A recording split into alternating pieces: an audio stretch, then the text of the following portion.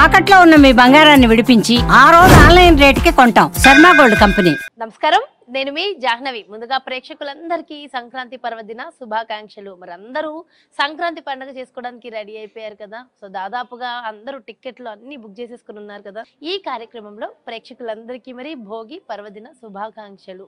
భోగి, సంక్రాంతి, కనుమ విశేషాలు అందరికీ తెలుసు, కానీ దాని గురించి ఇన్ డెప్త్ గా అసలు ఏంటి, ఆ రోజు ఎందుకు ఆ పండుగను సెలబ్రేట్ చేసుకోవాలని డీటెయిల్డ్ గా మనకి ఎక్స్ప్లెయిన్ చేయడం కోసం అంతా ఉన్నారు మన నీటెల కిరణ్మయ్య గారు. మరి మాట్లాడేద్దాం. నమస్తే అమ్మా. నమస్కారం జాహ్నవి. అమ్మ, మీకు కూడా సంక్రాంతి పర్వదిన శుభాకాంక్షలు అమ్మా. ధన్యవాదాలు. అలాగే మన సుమన్ టీవీ ప్రేక్షకులందరికీ కూడా, అలాగే సుమన్ టీవీ యాజమాన్యానికి, అలాగే మనతో పాటు చాలా కష్టపడుతున్నటువంటి కెమెరామెన్తో పాటు ఎడిటర్స్, వీళ్ళందరికీ కూడా నా తరఫున మొత్తం సౌందర్యలహరి ఎవరైతే నేర్చుకుంటున్నారో ఈ సుమన్ టీవీ ద్వారా ఎన్ని కార్యక్రమాలు అయితే చేస్తున్నామో వీటన్నింటినీ ఫాలో అవుతున్నటువంటి అన్ని వీడియోస్కి ప్రత్యేకంగా కొంతమంది వ్యూవర్స్ ఉంటుంటారు. ప్రత్యేకించి ఆ వ్యూవర్స్ అందరికీ కూడా నా తరఫున సంక్రాంతి శుభాకాంక్షలు. థ్యాంక్ యూ అమ్మా. అయితే భోగి అమ్మ, ఫస్ట్ భోగి గురించి మాట్లాడుకుందాం. ఎందుకంటే సంక్రాంతి అనగానే భోగితో మనం మొదలు పెడతాం కదా. అసలు భోగి అంటే ఎలా సెలబ్రేట్ చేసుకోవాలి, ఒకప్పట్లో నిజంగా ఎలా సెలబ్రేట్ చేసేవాళ్ళు, ఇప్పుడు మనం ఎలా సెలబ్రేట్ చేసుకున్నాం, అసలు నిజంగా భోగి పండుగను జరుపుకోవాల్సిన విధి విధానం ఏమిటమ్మా? సంక్రాంతి పండగ అనేటప్పటికి మొత్తం 3 రోజుల పండగ. 3 రోజుల్లో పండగలో ప్రత్యేకించి మొదటి రోజుని భోగి అనేటువంటి విషయంగా చెప్తూ ఉంటాం. ఆ భోగి ఎలాంటిది అంటే ధనుర్మాసానికి ఏ వ్రతం అయితే మనం మొదలెడుతున్నామో దానికి, అలాగే ఇప్పుడు మనం చేసుకుంటున్నటువంటి ధనుర్మాసంతో పాటు ఉన్నటువంటి విశేషమైనటువంటి పండుగలు, మనం ఈ గోదా ఉత్సవాలు చేస్తూ ఉంటాం, గోదా కళ్యాణం చేస్తూ ఉంటాం, అవన్నీ భోగి రోజుతో పూర్తయిపోతాయి.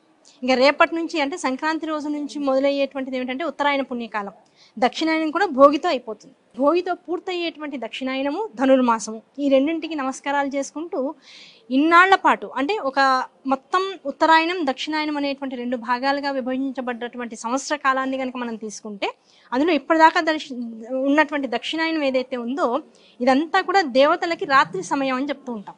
ఆ రాత్రి సమయం కనుకనే మనకి జీవులందరికీ కూడా దీపాలు పెట్టి చేసుకునేటువంటి పండగలు కానీ, వ్రతాలు కానీ, ఉత్సవాలు కానీ విశేషంగా ఈ కాలంలో జరుగుతూ ఉంటాయి.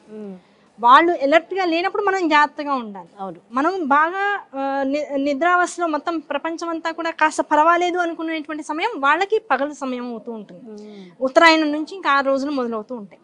కనుక ఏ దక్షిణాయనాన్ని అయితే మనం ఇంతకాలం కూడా అనుభవిస్తూ ఉంటామో దీనివల్ల ఏం కలుగుతుంది? భోగం వస్తుంది. అంటే ఎంత దేవతార్చన చేస్తే దానివల్ల కలిగేటువంటి ఫలితం ఏమిటంటే భోగం అనుభవించడానికి కావాల్సినటువంటి యోగ్యత వస్తూ ఉంటుంది. ఆ యోగ్యతని స్వీకరించడం కోసం, ఆ యోగ్యత పైగా ఒకళ్ళం బాగున్నాము, బాగుపడ్డాము అనగానే ఏమవుతుంది? ముందు దిష్టి తగ్గుతుంది, నరదిష్టి అని అంటూ ఉంటాం. ఒకళ్ళు బాగున్నారు అనగానే అబ్బా వీళ్ళు బాగున్నారు, వీళ్ళు బాగున్నారు అని 10 సార్లు అనుకుంటాం. ఎంత దేవతా అనుగ్రహం వల్ల మనకి ఇటువంటి భోగాలు మన జీవితంలోకి వచ్చినా దాన్ని అనుభవించగలిగేటువంటి యోగ్యత ఏదైతే సిద్ధించాలో ఆ యోగ్యత సిద్ధించడం కోసం కావాల్సినటువంటి ఆ చెడు దృష్టి లేదు ప్రపంచం నుంచి వచ్చేటువంటి ఏదైతే నెగిటివ్నెస్ ఉంటుందో ఆ నెగిటివ్నెస్ని తీసేసుకోవడం కోసం భోగి పండుగని ప్రత్యేకంగా పెట్టారు. పెద్దవాళ్ళకి మొట్టమొదటి చెప్పాలి అంటే ఒంటికి నలుగు పెట్టుకుని, నువ్వుల నూనె రాసుకుని నలుగు పెట్టుకుని స్నానం చేయడం అనేటువంటిది మనలో ఉండేటువంటి చెడుని తీసేసేటువంటిది, పీడని తీసేసేటువంటిది. పీడ అంటాం. ఆ పీడని తీసేసేటువంటి నలుగు పెట్టి స్నానం చేయడం మొట్టమొదటిది కార్యక్రమం. దానికన్నా ముందు చేయవలసింది ఏంటంటే నూనె పెట్టేసుకుని కిందకి వెళ్ళిపోయి అందరూ కూడా భోగి మంటలు అని వేస్తాం. ఆ భోగి మంటలు అంటే మన ఇంట్లో నుంచి కనీసం ఒక కర్ర ముక్కో లేకపోతే పాడైపోయినటువంటి చెక్కో లేదా ఇంకోటో ఏదో ఒకటి మన ఇంట్లో నుంచి ఒక వస్తువు ఆ మంటలోకి వెళ్ళాలి. అలా వెళ్ళింది అంటే ఒక సంవత్సర కాలం పాటు పీడ ఏదైతే ఉంటుందో ఆ పీడంతా కూడా ఆ అగ్నిహోత్రంతో వెళ్ళిపోతుంది, దగ్ధమైపోతుంది అని చెప్తారు. ఈ మొట్టమొదటిది భోగి మంటలు. తర్వాత ఆ ఒంటికి నలుగురు చక్క నువ్వుల నూనె పెట్టుకుని నలుగు చేసుకుని అంటే బాగా రుద్దుకుని మినప్పిండితో పెసరపిండితో బాగా ఒళ్ళు రుద్దుకుని అప్పుడు స్నానం చేయడం. తలంటి అంటాం దాన్ని పూర్వకాలంలో, తలంటుకోవడం. దాంతోపాటుగా తర్వాత చేసేటువంటిది పిల్లలకు వచ్చేటువంటి పీడ. అదే మనం అమ్మ పిల్లలు ఏడుస్తున్నారు, సరిగ్గా చదవట్లేదు, డల్గా ఉంటున్నారు, లేకపోతే వాళ్ళకి 10 మంది ఇంటికి వచ్చి వెళ్ళారంటే ఏడుస్తూ ఉంటారు, ఇలా 10 రకాలు చెప్తూ ఉంటాం. ఒక సంవత్సర కాలం పాటు పీడ పిల్లలకి తొలగిపోవడం కోసం, వాళ్ళకు ఉన్నటువంటి బాలారిష్ట దోషాలు తొలగిపోవడం కోసం రేగుపళ్ళు, దాంతోపాటు ఈ కాలంలో మనకి బాగా వచ్చేటువంటి పూలు, బంతిపూల రెక్కలు ఇవన్నీ కూడా కలిపి దాంతోపాటు కొన్ని నాణాలు కలిపి పిల్లలకి దిష్టి తీసి భోగి పళ్ళు అనేటువంటి దాన్ని ఏర్పాటు చేశారు. అది ఏ వయసు వరకు పిల్లలకమ్మా? పిల్లలకి 9 ఏళ్ళు 10 ఏళ్ళు వచ్చే లోపల కనీస పక్షంలో ఈ రోజుల్లో మాట్లాడుకోవాలంటే పిల్లల వయసు కనీసం ఆడపిల్లలు అయితే రజస్వలు అయ్యేదాకా అనేటువంటి విషయం, లేదు 10 దాటకుండా, కనీస పక్షంలో 13 దాటకుండా ఈ వ్యవహారాన్ని కనుక మగపిల్లలకి ఆడపిల్లలకి తీసుకుంటే వీళ్ళందరికీ కూడా చక్కగా భోగి పళ్ళు పోస్తూ ఉంటారు. కనుక పిల్లలకి పీడ వెళ్ళిపోతుంది, పెద్దలకి పీడ వెళ్ళిపోతుంది, ఇంటి పీడ భోగి మంటల్లో దగ్ధమైపోతుంది. ఇప్పుడు ఎక్కడా పీడ లేదు. అంటే ఈ సంక్రాంతితో మొదలయ్యి ఈ భోగితో ఉన్నటువంటి కార్యక్రమాలన్నీ జాగ్రత్తగా చేసుకుంటే 1 సంవత్సర కాలం పాటు మన ఇంట్లో ఉన్నటువంటి నెగటివ్నెస్ అంతా కూడా బయటికి వెళ్ళిపోతుంది. ఇలాంటివి పండగల్లో అంతరార్థంగా చెప్పడంలో విషయం ఏంటంటే ఇలాంటివి ఎవరైతే సక్రమంగా చేసుకుంటూ ఉంటారో అటువంటి వాళ్ళకి అసలు నరదృష్టి కానీ నరఘోష కానీ ఇంట్లోకి రాదు. ఇవన్నీ కూడా అలాంటి ఇబ్బందుల్ని తొలగించేటువంటి కార్యక్రమాలు పండుగల్లో అంతర్లీనంగా పెట్టేసేసారు. దాన్ని జాగ్రత్తగా మనం తెలుసుకుని కనుక చేసుకున్నట్లయితే ఇదే అతిపెద్దదైనటువంటి రెమెడీ. మన జీవితం బాగుండాలన్నా మనం బాగుండాలన్నా అతిపెద్ద రెమెడీ ఏమన్నా ఉంది అంటే ఈ భోగి నాడు మనం చేసుకునేటువంటి మనం 3 రకాల పీడల్ని తొలగించేసుకుంటున్నాం. చూడండి, ఇంట్లో ఉండేటువంటి పీడ దగ్ధమవుతోంది భోగి మంటల్లో, పెద్దలకి పిల్లలకి ఉండేటువంటి పీడ మొత్తం నలుగు పెట్టుకుని స్నానం చేయడంలో పోతుంది, చిన్నపిల్లలకు ఉండేటువంటి దృష్టి దోషాలు కానీ బాలారిష్ట దోషాలు ఏవైతే జాతకంలో ఉంటాయో అవన్నీ పోవడం కోసం భోగి పళ్ళు పోస్తూ ఉన్నాం. కనుక ఈ 3 రకాలుగా మనం టోటల్ గా సెక్యూర్డ్ అయిపోతాం.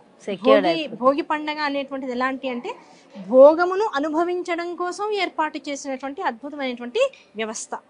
ఆ వ్యవస్థని సంపూర్ణంగా ఆస్వాదించడం కోసం ఈ విషయాలన్నీ కూడా చేస్తూ ఉంటాం. అయితే భోగి అనగానే ముఖ్యంగా భోగి మంటలు ఎక్కువగా గుర్తొస్తూ ఉంటాయి. ఖచ్చితంగా ఆ రోజు అది వేయాలి అని చెప్పి అంటూ ఉంటారు.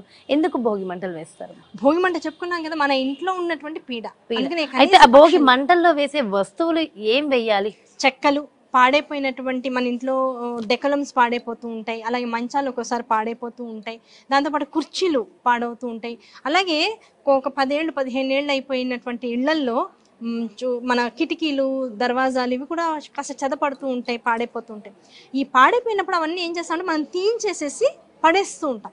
అలా పడేయకుండా మందు కొట్టేసి వాటన్నిటిని పురుగు లేకుండా చేసుకుని జాగ్రత్త కనుక చేసుకుని కొత్తవి పెట్టించుకునే కొత్తవి ఎలాగో పెట్టించుకుంటాం కనుక ఈ చెక్కలన్నింటినీ కూడా ఎలా డిస్పోజ్ ఆఫ్ చేయాలి, ఎక్కడ పడితే అక్కడ పడేయడం కాకుండా ఈ భోగి కోసం అన్ని అసలు అక్యూములేట్ చేసి పెట్టుకుంటారు చాలామంది.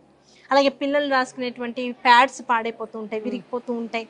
ఇంట్లో ఉండేటువంటి చెక్క సామాను ఏది పాడైపోయినా సరే, అలాగే పుస్తకాలు, దేవతా పుస్తకాలు చాలా వాడి వాడి వాడి వాడి అవి ఇంకా రంగు మారిపోయి దశ తిరిగిపోయి పాపం చిరిగిపోయి అలా ఉంటూ ఉంటాయి. అది విడిగా రోజుల్లో ఎక్కడ పడేద్దాం ఏం చేద్దాం అనే భయాల కన్నా ఈ భోగి మంటల్లో వేసేస్తే అది దోషము కాదు, దాన్ని సరైనటువంటి స్థాయిలో దాన్ని మనం ఇచ్చేసేసినట్లుగా ఉంటుంది.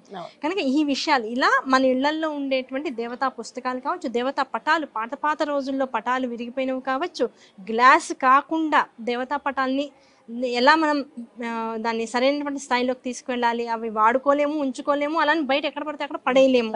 కనుక ఇలా భోగి మంటల్లో కనుక అలాంటి వాటన్నింటినీ కనుక వేసినట్లయితే, అలాగే ఇంకొంతమంది ఉంటారు చాలా శ్రద్ధ కలిగిన వాళ్ళు, మనకి శ్రద్ధ లేదనే చెప్పుకోవాలి.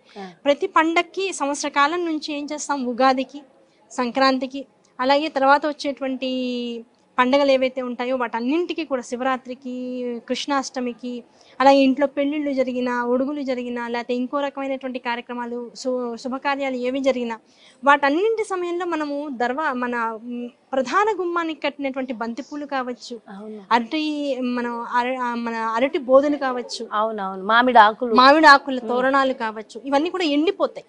ఎండిపోయిన తర్వాత ఏం చేస్తామంటే నార్మల్ గా మనం చెత్తపుట్లో పెట్టేసి బయట పడేస్తాం. చాలా శ్రద్ధ ఉన్న వాళ్ళైతే వీటన్నింటినీ కూడా ఒక బస్తాలో వేసేసి మూట కట్టి ఇవన్నీ కూడా భోగి మంటల్లో వేస్తారు. అన్ని ఒక బస్తాలో వేసి ఆ భోగి మంటల కోసం 2, 3, 5, 6 బస్తాలు ఉంటాయి ఇళ్లలో. భోగి పండుగ కోసం అట్టి పెడతాం.